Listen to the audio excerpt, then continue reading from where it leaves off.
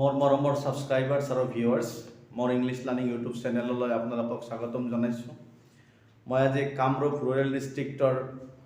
Class 9ৰ half yearly এক্সামিনেশ্যনৰ English গ্ৰামাৰৰ ভিডিঅ'টো upload দিব বিচাৰিছোঁ। চ' প্ৰথমে আছে টেন্স, মই বৰ্ডত লিখি দিছোঁ, আপোনালোকে চাব পাৰিব। টেন্স কাৰেকশ্যন দিছে প্ৰথম কুৱেশ্যনটো গ্ৰামাৰৰ। চ' I am writing here on the board, you can see it. Children play since morning. Okay, children play since morning. So sentence to পঢ়ি আমি গম পাই যাওঁ যে সেন্টেন্সত কি আছে, since আছে, বেছি ক'বলগীয়া নাই, আমাৰ ষ্টুডেণ্টবিলাকে জানে, they are very acquaintance with this tense। এই টেন্সটোৰ সৈতে বহুত পৰিচিত হয়, acquainted হয়। কিহৰ কাৰণে যে যেতিয়া কোনো সেন্টেন্সত since আৰু for থাকে, সাধাৰণতে এই সেন্টেন্স আমি কি টেন্স লিখো, প্ৰেজেন্ট পাৰফেক্ট কন্টিনিউয়াস টেন্সত লিখো। সো ইয়াতে আছে চিলড্ৰেন প্লে সিন্স মৰ্নিং, ৰাতিপুৱাৰ পৰাই চিলড্ৰেন বিলাকে খেলি আছে, গতিকে এইটো কি প্ৰেজেন্ট পাৰফেক্ট কন্টিনিউয়াস টেন্স হ'ব। So children have been playing, কি হ'ব, have been playing since morning. নিশ্চয় বুজি পাইছে, এইটো প্ৰেজেন্ট পাৰফেক্ট কন্টিনিউয়াস টেন্সত লিখিছো। চিলড্ৰেন প্লুৰেলত আছে কাৰণে হ্যাভ লিখিছো, আকৌ বিনটো আহিবই আৰু ভাৰ্বৰ লগত আইএনজি দিবই লাগিব, আৰু সেইটো হ'ল প্ৰেজেন্ট পাৰফেক্ট কন্টিনিউয়াস টেন্সৰ ষ্ট্ৰাকচাৰ। সেকেন্ড সেন্টেন্সটো আছে we reached home after the sunset. We reached home after the sunset. So এই সেন্টেন্সটো বহুত ইম্পৰ্টেন্ট আৰু পৰীক্ষাৰ কাৰণে সদায় আহি থাকে প্ৰায়ে এই টেন্সটো আপোনালোকে জানে যে সেন্টেন্সত আফটাৰ আছে, আৰু আফটাৰ থকা সেন্টেন্সৰ যদি এটা অংশ পাষ্ট ইনডিফিনিট টেন্স থাকে তেতিয়াহ'লে আনটো অংশ পাষ্ট পাৰফেক্ট লিখো, এইটো সাধাৰণ কথা। আৰু যদি আমি গ্ৰামেটিকেলি ক'ব খোজো যে অতীতত দুটা কাম হৈছে, তাৰ যিটো আগতে হৈ যায় সেইটো পাষ্ট পাৰফেক্ট লিখিব লাগে, আৰু পিছত হোৱা কামটো পাষ্ট ইনডিফিনিট টেন্সত লিখিব লাগে। সেই সূত্ৰে দেখা গ'ল উই ৰিচড আফটাৰ, উই ৰিচড হোম, হোমটো লিখা নাই, so we reached home after the sunset, অৰ্থাৎ সূৰ্য অস্ত যোৱাৰ পিছত আমি ঘৰ পাইছিলোঁ। সো সূৰ্য অস্ত যোৱাৰ কামটো আগত হৈছিল, গতিকে ই পাষ্ট পাৰফেক্ট টেন্সত হ'ব। Okay, we reached home after the sun, past perfect had আহিব আৰু ভাৰ্বৰ পাষ্ট পাৰ্টিচিপল। সো সেটৰ পাষ্ট পাৰ্টিচিপল কি, সেট প্ৰেজেন্ট পাষ্ট আৰু পাষ্ট পাৰ্টিচিপলত একেই থাকে, গতিকে কি লিখিব লাগিব, after the sun had set। okay, we reached home after the sun had set, অর্থাৎ সূর্য অস্ত যাওয়ার পিছত আমি ঘর পাইছিলো। I see you yesterday evening। I see you yesterday evening। so এই সেন্টেন্সটো পঢ়িলে আমি গম পাই যাওঁ যে এইটো পাষ্ট ইনডিফিনিট টেন্সৰ সেন্টেন্স, কাৰণ এই সেন্টেন্সৰ যিটো টাইম উল্লেখ আছে সেইটো হ'ল yesterday, last month, last year, এনেকুৱা যেতিয়া থাকে, it indicates the activities of past। okay, গতিকে পাষ্টৰ এক্টিভিটিজ সদায় আমি কি টেন্স লিখো, পাষ্ট ইনডিফিনিট টেন্সত লিখো, গতিকে এইটো কি লিখিম, পাষ্ট ইনডিফিনিট সাবজেক্টৰ পিছত ভাৰ্বৰ পাষ্ট টেন্স, সি পাষ্ট টেন্স কি স। I saw you yesterday evening, অৰ্থাৎ যোৱাকালি গধূলি মই তোমাক বা আপোনাক দেখিছিলোঁ। okay, so যোৱাকালি হৈ যোৱা কাম পাষ্ট ইনডিফিনিট টেন্স হ'ব। so I saw you yesterday evening। next আহিলে my father come home next week। my father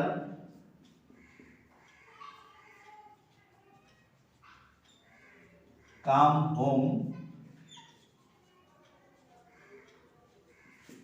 next week। এই সেন্টেন্সটো যদি পঢ়ো তেতিয়া এটাও গম পাই যাওঁ যে সেন্টেন্সত কি আছে, নেক্সট উইক আছে। নেক্সট উইক আহিবলগীয়া সময়, অহা সপ্তাহ, যিটো এতিয়ালৈকে অহা নাই, আহিব, বৰ্তমান চলি থকা নাই, গতিকে যিটো কাম ভৱিষ্যতে হ'ব বা হ'বলগীয়া সেনেকুৱা সব কাম আমি কি টেন্স লিখো, প্ৰেজেন্ট ফিউচাৰ ইনডিফিনিট টেন্সত লিখো। So it will be my father will come home next week. Okay, my father will come home next week। আৰু ইয়াতে মই আৰু এটা কথা আপোনালোকক ক'ব বিচাৰিছোঁ, যদি কোনো ষ্টুডেণ্টে ইয়াত লিখে my father is coming home next week, তথাপি কাৰেক্ট হ'ব, কাৰণ ভৱিষ্যতত যদি কোনো এটা কাম স্থিৰ হৈ থাকে আৰু আহিব সোনকালে, তেনেকুৱা চলি আছে, তেনেকুৱা ক্ষেত্ৰত আমি কি প্ৰেজেন্ট কন্টিনিউয়াস টেন্স লিখিলেও সেই সেন্টেন্সটো কারেক্ট হয় সো এই সেন্টেন্সটো কোনো স্টুডেন্টে যদি লিখে my father is coming home next week দেউতা সপ্তাহত ঘৰত আহি আছে গতিকে হৈ যাব so it will be my father will come home next week or my father is coming home next week okay এবার জাম্বল ওয়ার্ড বা ওয়ার্ড অর্ডার অর্থাৎ খেলিমেলি কৈ ওয়ার্ডবিলাক দিয়া আছে আৰু গোটেই ওয়াৰ্ডবিলাক আমি স্ট্ৰাকচাৰ অনুসৰি লিখিলে ধুনীয়া ধুনীয়া সেন্টেন্স হ'ব এইটো কোৱেশ্চন আহিছে সো টেন্স কাৰেকশন কেটা আপোনালোকে বুজি পালে তো বোৰ্ডত দেখা পাই আছে তথাপি মই আৰু এবাৰ মাতি দিছো children have been playing since morning we reached home after the sun had set I saw you yesterday evening my father will come home next week okay এবার word order or jumble word that means খেলিমেলি কৈ ওয়ার্ডবিলাক দিয়া আছে আৰু grammatically লিখিলে কি হ'ব গোটেই ওয়ার্ডবিলাক নিয়াটা সেন্টেন্স হ'ব এটা সেন্টেন্স হ'ব that is called jumble word or word order বলে কোৱা হয় অৰ্থাৎ অৰ্ডাৰলি লিখিলে বা সিকোয়েন্স মেইনটেইন কৰি লিখিলে নিয়া ধুনীয়া ওয়াৰ্ড হৈ যাব সো জাম্বল ওয়াৰ্ডস বলে কৈছো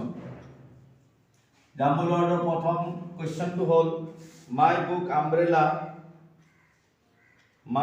umbrella sorry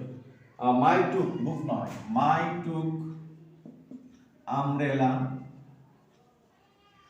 took umbrella is man who digs thee is man who digs thee so word বহুত কেইটা আছে আর মানে ওয়ার্ড কেইটা পড়তে আমি একটা ধারণা লইছো যে এনেকুৱা একটা ধাৰণা আহিছে যে মানে এইজন মানুহেই মোৰ আমব্ৰেলাটো লৈছিল সো সেন্টেন্সটো আমি কেনেকৈ আৰম্ভ কৰিম এটা নিৰ্দিষ্ট সাবজেক্ট লাগিব সাবজেক্টটো মই ভাবিছো দিছেৰে হ'ব কাৰণ ইয়াত কিবা ডেফিনেটলি কোৱা হৈছে এজন মানুহৰ কথা যিজনে মোৰ আমব্ৰেলা লৈছিল so we can start this sentence with this disৰ পিছত কি আহিব বিভাৰ কি আছে ইজ আছে this is তাৰ পিছত কি আহিব নিৰ্দিষ্টকৈ বুজাবলৈ দা আহিব তাৰ পিছত কি আহিব ম্যান আহিব this is the man আৰু এই মানুহজনে হ'ব এই কাৰণে কি মানুহক যেতিয়া ৰেফাৰ কৰে তেতিয়া আমি হু লিখো সো হু ইয়াতে আছে this is the man who took my umbrella okay took my umbrella this is the man who took my umbrella so it হৈ গল সেকেন্ড টু আছে place very is beautiful a this place very is beautiful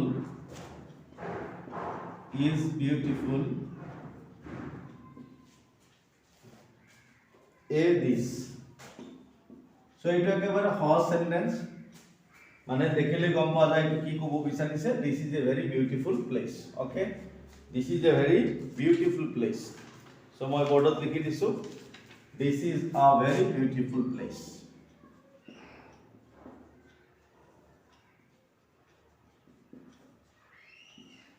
this is a very beautiful place আৰু এটা আছে number 3 হ'ব was the room white dark very small was the room white dark very small last of question mark আছে so question mark আছে যেতিয়া আমি নিশ্চয় consider কৰিব লাগিব বা বিবেচনা কৰিব লাগিব যে এই সেন্টেন্সটো কিবা এটা কোৱেশ্চন ওয়াৰ্ডেৰে আৰম্ভ হ'ব আৰু কোৱেশ্চন ওয়াৰ্ড আছে নে নাই দেখিলো যে হয় সেন্টেন্সত কোৱেশ্চন ওয়াৰ্ড আছে এটো কি হোয়াইট সো হোয়াইট আৰম্ভ কৰিব লাগিব যেহেতু কোৱেশ্চন মাৰ্ক আছে হোয়াই লিখিলো আৰু যেহেতু এটো কোৱেশ্চন মাৰ্ক আছে ইন্টাৰগেটিভ হ'ব গতে যেটো সাবজেক্ট হ'ব সাবজেক্টৰ আগত বিভাগটো আহিব তে বিভাগ আছে was তাৰপিছত ৰুমৰ কথা কৈছে কেনেবা ৰুম বুলি কৈছে আমি যদি লিখো why was the small room তেতিয়া সেন্টেন্সটো ধুনিয়া হ'ব আৰু এপ্ৰোপ্ৰিয়েট হ'ব কাৰণ স্মল ওয়াৰ্ডটো ইয়াতে ইউজ কৰিব লাগিব সো ৰুমৰ সাইজৰ কথা উল্লেখ কৰিছে why was the small room okay small room very আছে লিখিলো তাৰপিছত আৰু এটা ৱৰ্ড সেইটো হ'ল ডাৰ্ক দ্যাট মিন্স সৰু ৰুমটো কিয় ইমান আন্ধাৰ আছিল why was the small room very dark সৰু ৰুমটো কিয় বৰ আন্ধাৰ আছিলে ওকে নিশ্চয় হৈ গ'ল এবাৰ আহিলে ভয়েস চেঞ্জ সো জাম্বুলৰ কিটা মই আকৌ এবাৰ কৈ দিছো কাৰণ বৰ্ডৰ পৰা মুছি দিম this is the man who took my umbrella this is a very beautiful place why was the small room very dark so আপোনালোকে বুজি পাইছে এবাৰ ভয়েস চেঞ্জ আহি আছে ভয়েস চেঞ্জৰ তিনিটা মান দিছে হয় এয়া কামৰূপ ৰুৰেল ডিস্ট্ৰিক্টৰ হাফ ইয়াৰলি এক্সামিনেশনৰ কোৱেশ্চন পেপাৰ আৰু ইংলিশ গ্ৰামাৰ ক্লাস 9 ৰ আপোনালোকে আপলোড পাই আছে অৰ্থাৎ ভিডিওটো চাব পাৰিব এতিয়া আহিলে ভয়েসৰ প্ৰথম সেন্টেন্সটো হ'ল the first sentence of the voice sense is the girl is making a cake the girl is making a cake okay the girl is making a cake so এটা এটা প্রেজেন্ট কন্টিনিউয়াস টেন্সৰ সেন্টেন্স আৰু এফআৰএস active ভয়েসত আছে ইয়াৰ অবজেক্টটো হ'ল a cake তো আগত আনিলো subject হৈ গ'ল আৰু a cake ৰ ইজ আহিব আৰবৰ আইএনজি থাকিলে বিং লিখিব লাগে so a cake is being মেকৰ পাস পাৰ্টিসিপল কি made so a cake is being made by the girl okay by the girl passive হৈ গ'ল এটো অ্যাক্টিভ ভয়েসৰ সেন্টেন্স আছিল ই passive হৈ গ'ল okay now number 2 দুই নম্বৰত আছে English is spoken all over the world English is spoken all over the world তো এই সেন্টেন্সটো পঢ়িলে আমি গম পাও this is a sentence in passive voice এই সেন্টেন্সটো প্যাসিভ ভয়েসত আছে কিয়ৰ কাৰণে যে ইয়াতে ইজ আছে আৰু ভাৰ্বৰ পাস পাৰ্টিসিপল আছে বাৰো সেন্টেন্সটো বাই না থাকিলেও প্যাসিভ হ'ব পাৰে যদি সেন্টেন্সৰ ষ্ট্ৰাকচাৰত বিভাৰ্বৰ পিছত ভাৰ্বৰ পাস পাৰ্টিসিপল থাকে তেতিয়ালে আমি জানিব লাগিব we must know that this is a sentence of passive voice so ইয়াক অ্যাক্টিভ কৰিব লাগিব অ্যাক্টিভ কৰাৰ কাৰণে কি কৰিব লাগে যেনেকৈ চাওক এইটো বাই দা গাৰ্ল অৰ্থাৎ বাইৰ পিছত যেটো অবজেক্ট থাকে তাক সাবজেক্ট বনাব লাগে দা গাৰ্লেৰ আৰম্ভ হৈছে কিন্তু এতে বাইয়ে নাই বাইৰ পিছত কি আছে এটো আমি নাজানো তেতিয়ালে অ্যাক্টিভ কেনেকৈ কৰিম কিন্তু বাইৰ পিছত যেটো আছে সেই অবজেক্টৰ সাবজেক্ট বনাবই লাগিব আৰ তাৰ কাৰণে এনেকা সেন্টেন্সত আমি এপ্ৰোপ্ৰিয়েট সাবজেক্ট এটা ধৰি লব লাগে অৰ্থাৎ বাইৰ পিছত এটা অবজেক্ট ধৰি লব লাগে যেনেকৈ English is spoken all over the world সমগ্ৰ বিশ্বত ইংৰাজী কোৱা হয় কাৰ দ্বাৰা আমি সকলোৱে যেন মানুহেটো কয় গতিকে আমি ভাবি ললো ইয়াতে কি আছে বাই পিপল আছে বুলি ভাবি ললো ওকে সো মোৰ মৰমৰ ছাত্ৰ ছাত্ৰীসকল ভিউৱাৰ্ছ আৰু সাবস্ক্ৰাইবাৰ্ছ নিশ্চয় বুজি পাইছে মই কি ক'ব বিচাৰিছো যে এই সেন্টেন্সটো বাই পিপল আছে বুলি আমি ধৰি লৈছো গতিকে ইয়াক যদি অ্যাক্টিভ কৰিম পিপল আগত আহিব বাই না থাকিব কাৰণ অ্যাক্টিভ ভয়েসত বাই না থাকে আৰু এইটো প্ৰেজেন্ট ইনডিফিনিট টেন্সৰ সেন্টেন্স হোৱাৰ কাৰণে ইজো না থাকিব কাৰণ প্ৰেজেন্ট ইনডিফিনিট টেন্স মানে কি subject plus verb plus object হ'ব লাগিব সো পিপল আগত আহিলে পিপলৰ পিছত কি লিখিম সাবজেক্ট অৰ্থাৎ সাবজেক্টৰ পিছত ভাৰ্ব লিখিম ভাৰ্বটো কি স্পিক প্ৰেজেন্ট টেন্সত লিখিব লাগিব কাৰণ ই পাস্ট পাৰ্টিসিপলত আছিল পেছিভটো পাস্ট পাৰ্টিসিপলতে থাকে সো পিপল স্পিক তাইছত এটো যেটো সাবজেক্ট হৈছে ইয়াক অবজেক্ট হিচাপে লিখিম so people speak English all over the world okay নিশ্চয় বুজি পাইছে আপোনালোকে people speak English all over the world next question to হল birds build nests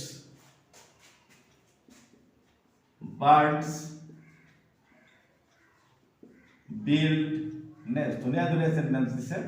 অর্থাৎ চৰাই বাহ আছে ই অ্যাক্টিভ ভয়েসত আছে ওকে ই অ্যাক্টিভত আছে ই প্যাসিভত আছিল ওকে ইয়াতে কি অবজেক্ট ইটো ইটো নেস্ট কারণ অবজেক্টক সাবজেক্ট বনাবই লাগিব সো নেস্টক আগত আনিলো নেস্ট আহি গল আৰু টেন্স টু প্ৰেজেন্ট ইনডিফিনিট গতিকে নেস্টৰ লগত কি আহিব বিভাৰ্ব আহিব আৰু প্লুৰেল তো আছে কাৰণে আৰ আহিব as it is in plural so r will come with nests nest r তাইছত ভাৰ্বৰ সদায় পাস্ট পাৰ্টিসিপল build okay অর্থাৎ ডি ঠাইত আমি টি লিখিলে ই পাস্ট পার্টিসিপল হৈ যায় okay nests are built by birds অর্থাৎ চৰাই বাহ আছে চৰাইৰ দ্বাৰা বাহ সজা হয় সো ভয়েস চেঞ্জ তিনটা নহয় চাৰিটা দিছে আৰু এটা আছে catch the ball. Catch the ball. Okay, number 4 and the last one, catch the ball. So eto eta active voice of sentence aru imperative sentence আছে অর্থাৎ imperative sentence বুলি কোৱা হয় কাৰণ ই ভাৰ্বেৰে আৰম্ভ হৈছে catch the ball বলটো ধৰা গতিকে ভাৰ্বেৰে যেতিয়া কোনো সেন্টেন্স আৰম্ভ হয় তেতিয়া হি imperative sentence হয় আৰু imperative sentence যদি আমি পেসিভ ভয়েস কৰো হাতাতে let ব্যৱহাৰ কৰি কৰো গতিকে কি হ'ব let the ball. Okay, let the ball তাৰপিছত বি আহিব B ভাৰ্বৰ past participle catch caught. Okay, let the ball be caught. নিশ্চয় আপোনালোকে চাইছে কোৱেশ্চনস কেইটা হৈ গল সো প্ৰথমটো হল the girl is making a cake. Answer, a cake is being made by the girl.